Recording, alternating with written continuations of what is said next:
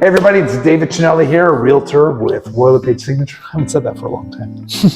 Trying to cut down the time we're spending here.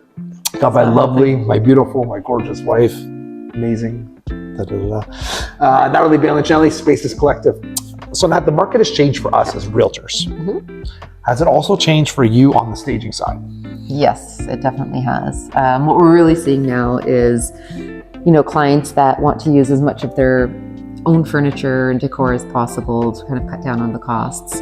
Also with no real assurance that something's going to sell within the 30 days. They don't want to be outputting it a lot, it's so hard because it's such a catch-22 is you want to put the absolute best product forward, which a lot of the time, it takes a little bit more work and a little bit more replacement and staging all the rooms instead of just a living room and a primary bedroom, for example. So, I mean, it's hard. I get the challenge, but definitely from our perspective, we want to see somebody come in and fall in love with every room and not, just kind of be okay with it sometimes, which can happen.